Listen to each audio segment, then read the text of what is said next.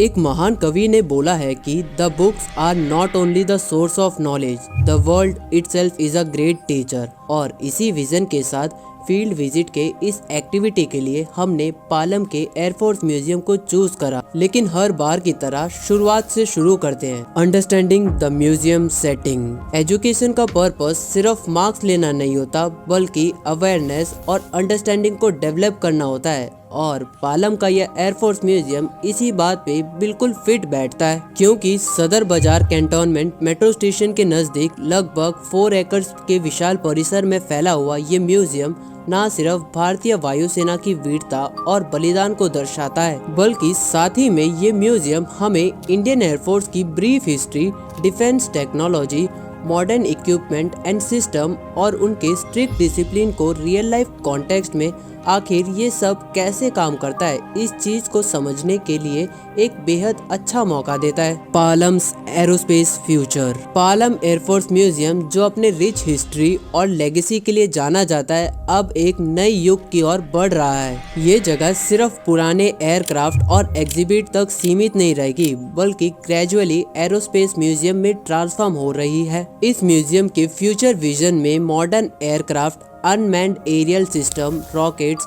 और space exploration exhibits भी include किए जाएंगे। साथ ही इंटरैक्टिव लर्निंग जोन्स और एजुकेशनल एक्सपीरियंसेस डेवलप किए जाएंगे। और एंड गोल है कि स्टूडेंट्स और विजिटर्स को एविएशन और एरोस्पेस का प्रैक्टिकल एक्सपीरियंस मिले और वो समझ सके कि एयरक्राफ्ट और स्पेसक्राफ्ट कैसे काम करते हैं और कैसे इनोवेशन और टेक्नोलॉजी रियल लाइफ मिशंस में इम्प्लीमेंट होती हैं। ये सेगमेंट हमें इंस्पायर करता है कि हम सिर्फ पास्ट को एडमायर ना करें, बल्कि फ्यूचर के एरोस्पेस लीडर्स और इनोवेटर्स के विजन समझें। पालम म्यूजियम का ये ट्रांसफॉर्मेशन सिर्फ फिजिकल एक्सपेंशन नहीं, बल्कि एक एजुकेशनल और इंस्पिरेशनल जर्नी है, जो यंग माइंड्स को क्यूरियोसिटी और साइंटिफिक टेम्पर के साथ कनेक्ट करेगी। A brief history. दोस्तों, पालम एयरफोर्स म्यूजियम की हिस्ट्री बड़ी ही अजीब है, क्योंकि म्यूजियम बनने से पहले इस जगह को साल 1958 में इंडियन एयरफोर्स एक रेफरेंस और टेक्निकल लाइब्रेरी पॉइंट की तरह यूज करती थी, जिसका सीधा सीधा मतलब ये है कि यहाँ पर सर्विस कंप्लीट करने के बाद रिटायर्ड एयरक्राफ्ट और प्रीली डेवलप्ड सैंपल एयरक्राफ्ट को गवर्नमेंट एक सेफ वे में स्टोर करके रखती थी, जो कि एक तरीके से वेयर हाउस की तरह काम करता था। लेकिन कई सारे एफर्ट्स के बाद 8 अप्रैल 1967 को डिफेंस मिनिस्टर सरदार स्वर्ण सिंह और air chief marshal Arjan Singh के नेतृत्व में इस लाइब्रेरी पॉइंट को ऑफिशियली म्यूजियम में कन्वर्ट कर दिया गया, जिसके वजह से ये भारत का सबसे पहला एरोस्पेस म्यूजियम बन पाया, जहां पर fighters aircraft, helicopters, trainee aircraft, officers की यूनिफॉर्म्स, हिस्टोरिकल गैलरी और मेमोरियल गैलरी के रेप्लिका को रखा गया, जिसको देखने के बाद भारत में बहुत सारे और म्यूजियम बनाए गए, जैसे कि बेंगलुरु का famous heritage centre and aerospace museum, Goa का नेवल एविएशन म्यूजियम और विशाखापट्टनम का Vishakha aircraft museum. Famous personalities. Air marshal Subroto Mukherjee को भारतीय वायुसेना का फादर माना जाता है, जो कि इंडियन एयरफोर्स के पहले कमांडर इन चीफ के रूप में उन्होंने training system, leadership culture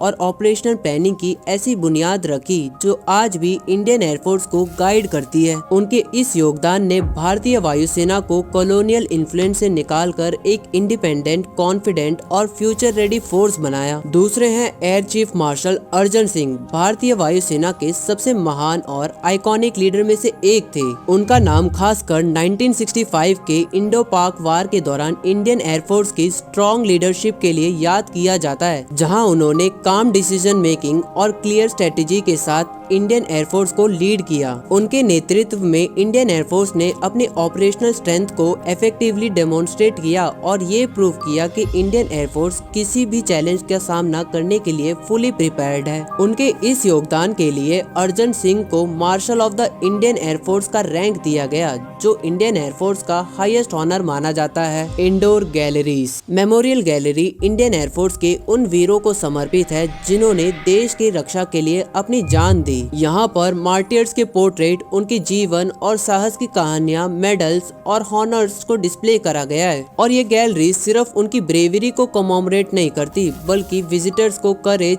sacrifice और डिसिप्लिन के वैल्यूज समझाने का मौका भी देती है। हर डिस्प्ले के साथ हम ये समझ सकते हैं कि एक स्ट्रॉन्ग एयरफोर्स सिर्फ मशीन से नहीं, बल्कि इन वीरों की डेडिकेशन और डिसिप्लिन से बनती है। और विजिटर्स को एनकरेज किया जाता है कि वो इन हीरोज की कहानियों पर गौर करें और समझे कि एयरक्राफ्ट और ऑपरेशंस के पीछे ह्यूमन स्पिरिट कितनी इम्पोर्टेंट है। दूसरा है हिस्टोरिकल गैलरी। इंडियन एयरफोर्स के इतिहास को समर्पित है, जो हमारे वीरों और उनके मिशंस की कहानियों को दिखाता है। यहाँ पर पुराने फोटोग्राफ्स, आर्काइवल डॉक्यूमेंट, टाइमलाइंस और वॉर ऑपरेशन की डिटेल्स डिस्प्ले की गई हैं। ये गैलरी सिर्फ एक म्यूजियम डिस्प्ले नहीं है, बल्कि एक लर्निंग स्पेस है, जहां हम इंडियन एयरफोर्स के एवोल्यूशन, चैलेंजेस और विक्ट्रीज को प्रैक्टिकली समझ सकते हैं। हर फोटोग्राफ्स और डॉक्यूमेंट हमें याद दिलाता है कि एक स्ट्रॉन्ग एयरफोर्स की बुनियाद डिसिप्लिन, ब्रेवरी और प्लानिंग पर होती है, और ये क्वालिटीज हर पायलट और ऑफिसर्स में होनी चाहिए। Historic air battles. दोस्तों, 22 नवंबर 1971 को इंडियन एयरफोर्स ने अपनी पहली air to air combat victory हासिल की, जिसे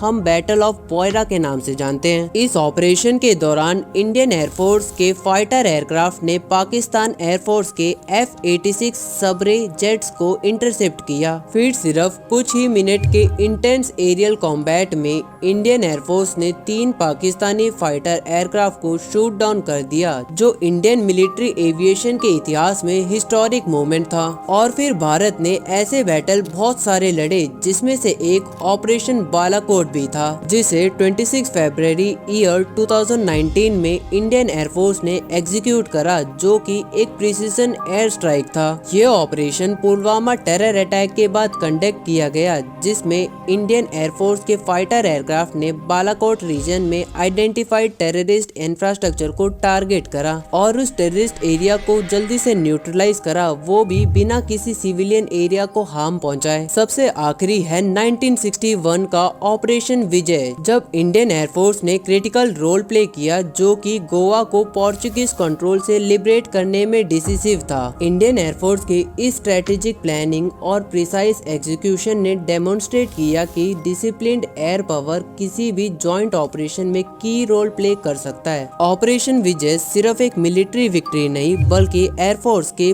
प्रोफेशनलिज्म और ऑपरेशनल एक्सेलेंस का एक प्राउड एग्जाम्पल भी है। Educational implication. Palam air force museum सिर्फ एक हिस्टोरिकल साइट नहीं, बल्कि एक प्रैक्टिकल लर्निंग हब भी है, जहां स्टूडेंट्स और विजिटर्स रियल लाइफ एक्सपीरियंसेस से नॉलेज गेन करते हैं। यहाँ पर एयरक्राफ्ट, यूनिफॉर्म्स, मेडल्स, मेमोरियल्स और टेक्निकल एग्जिबिट्स को ऑब्जर्व करने से लर्नर्स कॉन्सेप्ट को थियोरेटिकली समझने के बजाय प्रैक्टिकली कनेक्ट करते हैं। फॉर एग्जाम्पल, एयरक्राफ्ट डिस्प्ले और इंजन्स को देखकर स्टूडेंट एरोडायनेमिक्स और इंजीनियरिंग प्रिंसिपल्स को रियल वर्ल्ड कॉन्टेक्स्ट में समझ सकते हैं। मेमोरियल गैलरी और पोर्ट्रेट हमें ब्रेवरी, सैक्रिफाइस और डिसिप्लिन के इम्पोर्टेंस का प्रैक्टिकल लेसन देती है, जो टेक्स्ट बुक में सिर्फ वर्ड्स के फॉर्म में होते हैं। इस म्यूजियम का विजिट हमें ये सिखाता है कि एजुकेशन सिर्फ मार्क्स और थ्योरी तक लिमिटेड नहीं होता, बल्कि रियल वर्ल्ड एक्सपोजर, ऑब्जर्वेशन और रिफ्लेक्शन से डीप अंडरस्टैंडिंग डेवलप होती है। विजिटर्स और स्टूडेंट्स म्यूजियम के थ्रू एविएशन और एरोस्पेस फील्ड में इंटरेस्ट डेवलप कर सकते हैं और फ्यूचर के पायलट्स, इंजीनियर्स और साइंटिस्ट के लिए इंस्पिरेशन ले सकते हैं। ओवरऑल पालम एयरफोर्स म्यूजियम का एजुकेशनल इम्प्लीकेशन ये है कि स्टूडेंट को एनालिटिकल, ऑब्जर्वेशनल और डिसिप्लिन लर्निंग के लिए मोटिवेट करता है और थियोरेटिकल कॉन्सेप्ट को प्रैक्टिकल रियलिटी से लिंक करता है। कंक्लूजन। पालम एयरफोर्स म्यूजियम सिर्फ एक हिस्टोरिकल साइट नहीं, बल्कि एक लर्निंग और इंस्पिरेशनल हब भी है। यहाँ हमने इंडियन एयरफोर्स के इतिहास, ब्रेवरी, डिसिप्लिन और टेक्निकल इनोवेशन को प्रैक्टिकली समझा। एयरक्राफ्ट और मेमोरियल के थ्रू हमें ये सीखने को मिला कि एक स्ट्रॉन्ग एयरफोर्स सिर्फ एक मशीन से नहीं, बल्कि करेज, टीम वर्क और डेडिकेशन से बनती है। हिस्टोरिकल और टेक्निकल गैलरीज ने एरोडायनेमिक्स, एरोस्पेस टेक्नोलॉजी और ऑपरेशनल एक्सीलेंस के रियल वर्ल्ड इंसाइट दिए और मेमोरियल एग्जिबिट ने वैल्यूज और सैक्रिफाइस का लेसन सिखाया। ये विजिट हमें याद दिलाता है कि एजुकेशन सिर्फ थ्योरी और मार्क्स तक लिमिटेड नहीं है। रियल वर्ल्ड एक्सपोजर और हैंड्स ऑन लर्निंग से डीपर अंडरस्टैंडिंग और क्यूरियोसिटी डेवलप होती है। पालम एयरफोर्स म्यूजियम हमें इंस्पायर करता है कि हम पास्ट को समझे और